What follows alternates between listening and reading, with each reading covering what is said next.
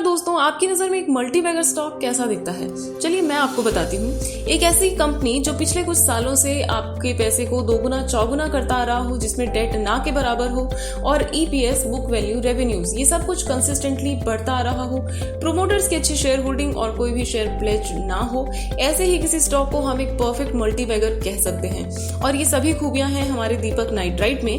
लेकिन इससे पहले कि आप इसे फटाफट बाय करने की सोचें, इसका दूसरा पहलू भी मैं आपके सामने रखना चाहूंगी। लेकिन आगे बढ़ने से पहले चैनल को सब्सक्राइब करना ना भूलें।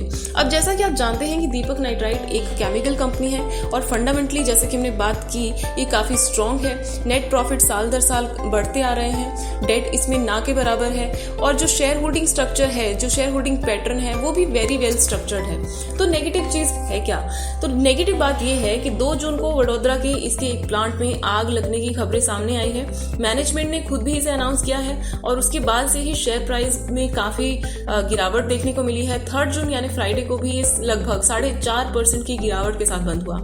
तो अब सवाल यहाँ पर ये आता है कि एक दीपक नाइट्राइट जैसी बड़ी और प्रॉफिटेबल कंपनी, जिसके लास्ट क्वार्टर के रेवेन्यूज ही 1800 करोड़ से भी ज्यादा के हैं, इस तरह की कंपनी में ऐसी कोई घटना का हो जाना, क्या ये कोई मामूली बात है? और ये इसके शेयर प्राइस को कितना और कब तक अफेक्ट कर सकती है?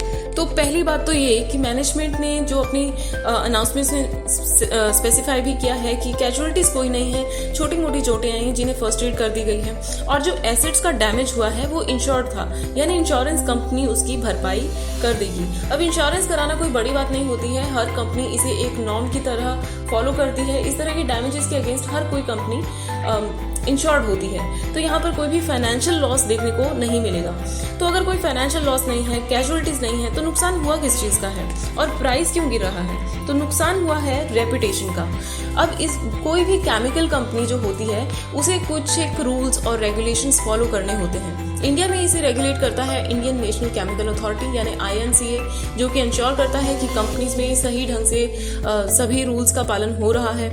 रिस्क असेसमेंट को देखना, SOPs को देखना, ये सभी चीजें इंश्योर करता है INCA और इन सब का टाइम टू टाइम ऑडिट भी होता रहता है। अब बात यहाँ पर ये आती है कि क्या इन सभी चीजों में कहीं कोई लैप्स था?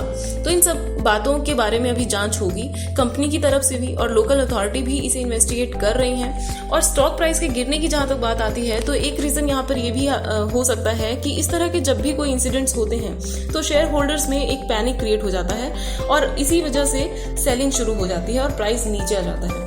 और दूसरा रीजन यहाँ पर जो देखने को मिल रहा है वो ये कि लास्ट क्वार्टर से ही FIIs और DIIs ने इसमें अपनी शेयर होल्डिंग कम की है। लास्ट वीक में भी इंस्टीट्यूशनल इन्वेस्टर्स ने इसमें सेलिंग की है, तो वो भी एक रीजन हो सकता है प्राइस के नीचे आने का।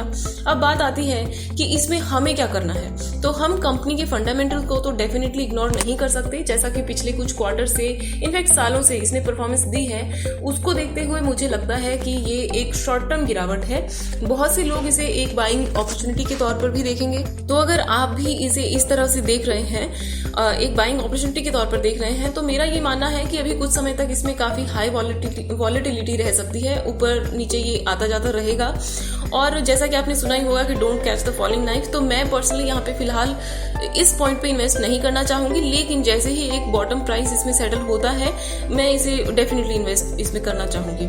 और जहां तक एग्जिस्टिंग शेयर होल्डर्स की बात है तो इसमें पैनिक सेल करने की बिल्कुल जरूरत नहीं है, आप इसे आराम से होल्ड कर लीजिए।